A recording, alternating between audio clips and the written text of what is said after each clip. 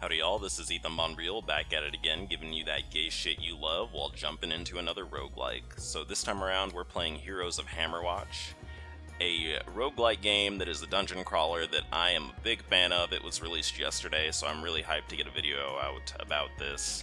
I played the original Hammerwatch quite a bit. It was hard as hell. I have never gotten past the third level in it, but you know what? That's part of the appeal.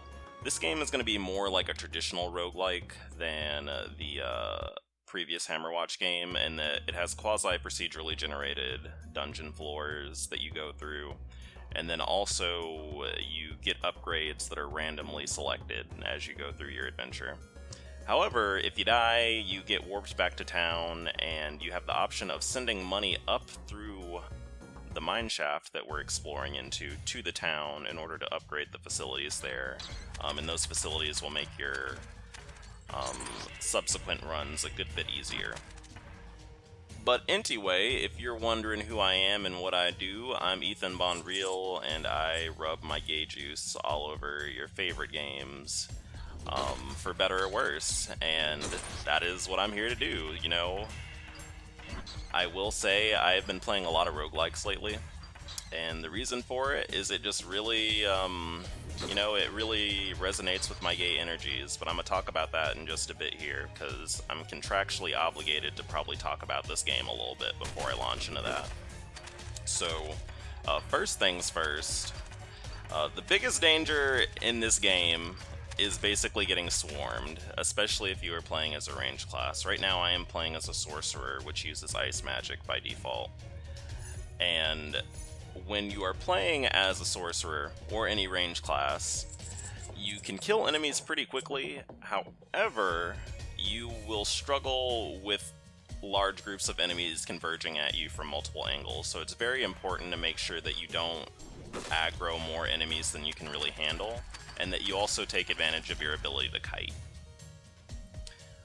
Other than that, you just really try to get as far as you can. The other big pitfall in this game is basically traps. There is a lot of treasure just laying around in these dungeons, and it is very easy for your eyes to get bigger than your stomach, and for you to murder yourself to death by just running after that gold. But usually traps will be, if you're paying attention, you'll be able to notice that they're gonna be there. And sadly, if you're playing as a sorcerer, most traps will probably one-shot you, because the sorcerer is pretty puny. You really take a lot of damage. Other than that, you know, it's pretty fun. I've actually literally only gotten to the 4th floor, so I'm probably going to die a lot on camera, and that's fine, because anytime we die, we're just going to go ahead and just run back up in here and try to avenge ourselves. And I am totes down with that. But, you know, I've done my contractually obligated stint talking about this game. You know, I've been playing a lot of roguelikes lately, and something that I want to talk about, this is the topic for the video today, is that I want to talk about basically why I like roguelikes so much, outside of just the mechanics of it, because I've already talked about it a little bit in some of my previous videos, but I want to get more at my spiritual gaming sense, and why they really resonate with me at a, I guess, more emotional level. But that sound good? I should probably explain to y'all why I'm commentating the way I am, too. So if you're unfamiliar with me, I'm Ethan Bonreal, and I put my little gay fingers deep in your games and gay it up. And you know what? If you're about it, you'll love it, and if you're not, you'll probably hit the back button, and I am totally fine with that. So, let's see. I should probably explain what this is. So you have these mine cart pulley systems. You can send gold that you find upwards to your town in order to upgrade your town. And I'll also say, this is my quick disclaimer, this is not a pure, fresh run. If you play this game and you create new characters, the upgrades you get from your previous runs will still persist. So right now I have like a little purple combo bar beneath my character. That is actually something that I unlocked by stumbling upon it. You don't have that by default. But just about everything else that's going on with my character is normal. Like these two spells that I have, the one where I shoot the icicle and the one where I drop the giant ball of ice on people. those are both the generic spells that you start with. But anyway, I guess it's story time, because y'all seem to like when I tell stories about my life, and so that's what I'm gonna drop on y'all after I kill this worm. So part of the reason I like roguelikes basically is just that they resonate with who I am as a person in a lot of ways. And you know, I don't want to be corny, but I think a very real gamer experience is having like games that like are admittedly a little bit not too profound or deep, but like really resonate with you a lot. A lot of people are like that with like Chrono Trigger or like some RPG they played when they were a child. Like it just really resonates with them, even though admittedly it's not that deep, bruh. But for me, roguelikes are kind of like that. And you know, this kind of reminds me, and this is just one example, of this winter I had while I was in college. And oh boy, it was real rough. It was a real rough winter. I had some real terrible ass acne. It was the booty ass crack of winter. I was having issues with my parents, so consequently I was broke as hell because I didn't want to ask them for money. And I accidentally tripped and fell and started talking to a guy who I later found out was a literal white supremacist. So that was real awkward. And I was just not having the best time of my life. I was pretty depressed, and a lot of bad things were going on. But, you know, that's actually the story of most winters in my life, and if you've seen my previous videos, you'll know that this is actually something that I deal with quite often. Alright, there we go, and we need to go this way. Oh, there's just a diamond in it. Whatever, it's fine. Something that I deal with quite a bit. And during this time, I did what I usually do. I just started watching a lot of LPs. And I was also watching Paris is Burning a lot too. I was rewatching that because I rewatched that a good bit. But basically, one of the things I watched, and see, this is what I'm talking about with it being a little bit corny. I was watching someone do a playthrough of Little Inferno, which is not particularly the most profound game or gameplay in existence, but you know, it just really stuck out to me because I thought it was cute. And if you don't know, that's just basically a game where you literally sit around a fireplace burning shit. And I just straight up like fell in love with this game because there's this one fucking quote in it that I was like, damn dude, that's ultra mega deep, even though it wasn't. And it was basically like it was okay, so they have this thing they say in the game where they're like, you can go anywhere you want, but you can't go back. And I was like, oh shit, dude, that's so fucking ultra mega deep. And it's like when you're depressed and you're like real hungry for something to like reach out to you, like just about anything will sound profound in my opinion. That's why depression memes are like real appealing to a lot of folks. Actually, you know what? So this thing right here is a spring. If we find these, they'll heal us, and they'll refill our potion. So I'm gonna go ahead and... I don't know, I don't want to... my HP is pretty low. I'm gonna go ahead and take a slurp of this. There we go. Once you drink from it, it goes ahead and dries up. But there we go. Get the fuck out of here. There we go. Alright, we got it. But basically they said that quote over and over in the game, and I was like, damn dude, that's fucking deep as hell, and I was like just being really navel-gazy. And honestly, that's just my gay drama just coming out and exposing me for the nerd I am. Ooh, shit, I'm dead, Mom.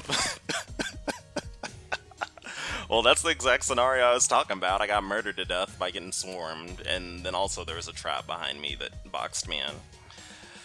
But we're gonna go ahead and restart, and we're running right back up into here, because that's what we're about. Technically, I could do an upgrade, but, you know, fuck that. We're going man mode and just making sure we succeed by the pure grit of our mechanical skill rather than upgrading. But I guess I probably should show some of the upgrades off, because I don't know if this is the most riveting gameplay to show.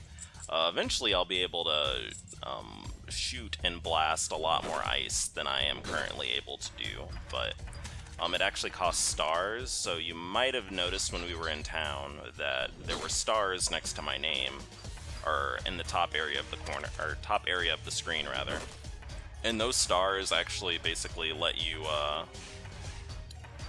upgrade your character, and that is basically what you get every time you level up. You don't get raw stat increases, at least to my knowledge. You just basically get points to upgrade your character, which you have to use in town.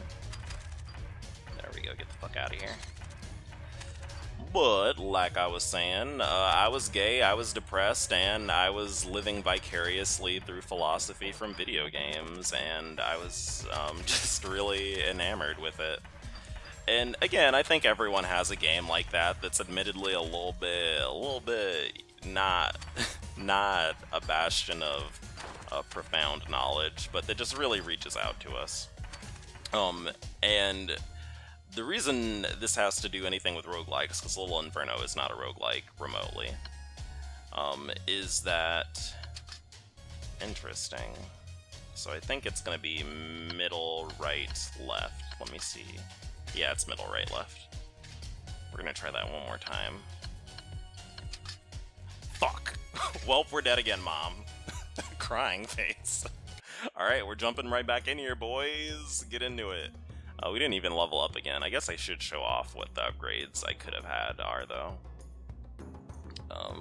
We'll do it... Oh, shit, Mom. Yeah, we'll go here. What's up? So we have enough to upgrade one of our skills. I am probably gonna get... Huh.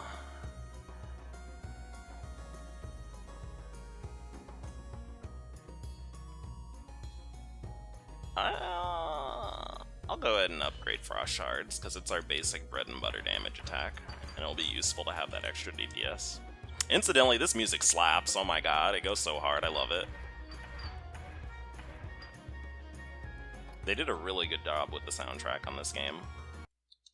But anyway, the reason why I like roguelikes so much relates to why that phrase stuck out with me, because I have a habit of just being wrapped up in my own little gay world and my own little gay drama, and just also at the same time having a really ethnic desire to be like, you can't tell me shit about nothing, and so like whenever I'm like really down, eventually I pick myself up by just reminding myself I need to move forward, and it's really as simple as that. And that's really the nature of roguelike games. You gotta constantly move forward even when you get set back, because I noticed that people who really struggle with being set back by dying really do not like roguelike games, which makes sense, because, I mean, they're designed for you to die a lot in, but some people it just tilts the shit out of them, which I can't really relate to, because it actually kind of excites me a little bit when games are hard like this. Like, it makes me really ready to just get back in there and do better on my next run. And that's how I feel about life. I mean, it takes me a while sometimes, because, you know, I've got that ultra gay depression 420, but you know, it's ultimately, what else can I do? I'm not just gonna lay down and die. And TLDR, I'm black and I'll do whatever I want, so it's not like anything's gonna stop me for long. Until it does, XD. Because ultimately, sometimes there are forces bigger than us in the world that are a little bit rough to work with, but you know, you just gotta do what you can, basically. And that's my other guiding philosophy for gaming, is just do what you can. You know, situations aren't always going to be perfect when you're doing things in life and video games, and you just need to chill the fuck out and do the best you can, because ultimately most of these things in games are not literally so hard that they're impossible to do. They just require a little bit of finesse and sometimes some luck. The mana ring looks nice. We'll go ahead and just buy it. Wouldn't hurt to have some mana regen. Or additional mana regen, because you have base mana regen, it's just extremely slow. But now that y'all have heard me say that, I mean, I don't know. That's really just why roguelikes jump out at me, and why you're gonna see a lot of these on this channel. And why I'm glad to be playing this game. Also, my character is cute as hell. I love my fucking wizard hat. Alright, what's going on here? Alright, do I do it, Mom? We're going for it. Oh my god, okay, good. I was about to say. Do I have a... I do not have a key for this, I'm so embarrassed. Whatever. Well, we might find another key on this floor that I can use to open this chest. If I do this game regularly, there's probably going to be a counter that I'm going to try to implement that has me keeping track of how many times I walk up to a chest that I don't have a key for, and that chest gets me killed. Because I definitely see that happening a lot, because I'm just always really excited to get treasure. I love that gratification. Alright, so we're going to use that, and then we're going to refill our potion at that. So I guess y'all probably might be wondering what the shit is on the ground. Basically, when you get to a certain level in the dungeon, you'll start seeing enemy spawners. Enemy spawners, like they sound like they do, spawn a certain set of enemies. The ones that look like dirt holes spawn a bunch of beetles. And then the ones that look like big cocoons spawn a bunch of these worm things. Also, you need to be really careful about those mohawk worms. I recommend, if you're playing yourself, spend your mana to blow those up as quickly as possible. Because the longer you try to kite them... Oh shit, Mom! Oh no! We're making mistakes. We're strafing. I'm strafing as hard as I can. Alright, we gotta freeze this and try to go. Oh my god. Well, that's why I was talking about you need to blow those up as quickly as possible, because they will poison you, and their poison damage also slows you over time, and then also they have a lot of HP. Are we good? Alright, there was an apple there for me to eat that will heal me. That chest up there that you can see, that is actually open. I won't need a key for it, so... Oh my god, I almost fucking killed myself not paying attention to what I was doing. Alright, we're good. But, oh, nice. Okay, additional magical and physical damage. And then we're gonna deactivate the trap. Oh, but there's one more part to it. Oh, that makes sense. So, I've actually never seen this type of trap before. If you deactivate the trap, it makes the other treasure permanently unavailable. Well, actually, you technically could get to it if you have enough HP. You could just run straight through the trap. Alright, let's do it. We're gonna try this trap too. That chest is unlocked. Ooh, okay. We made it. Unleash a magic missile in a forward direction when casting a spell. Oh, that's pretty cool. And we're gonna deactivate this trap, and we got our gold. So this is pretty handy for this run. I think that this will make things a good bit easier. However, we got two Mohawk bros down there, so we gotta be careful. Now, something neat about this game is that you can actually use traps to your advantage, because enemies will ignore traps. However, they do not have the benefit of not taking damage from them, and so, fuck off, there we go. And so you can basically use that to grind large amounts of enemies to death. We have a bronze key now, which would open that chest that we saw that was locked previously. However, we are unable to go backwards. There's only moving forward in this game, which, again, you can go anywhere you want, but you can't go back. And that's just my my philosophy right now. We're just gonna move forward no matter what. Shit, Mom. Other than that, I haven't done anything today, honestly. I've legitimately just, not to give TMI, but I was like, man, it would be great if I had some butt on my face this morning. And then, again, like yesterday, I changed my mind and was like, this isn't worth the effort. I just need to purify myself. And so I didn't do that, and instead I recorded this video, because, again, it's important that I, shit, Mom. it is important that I start recording these more regularly so I get in the habit of having a recording schedule. But let's see. We need to keep going down. It looks like there's a food item down here. It's an apple.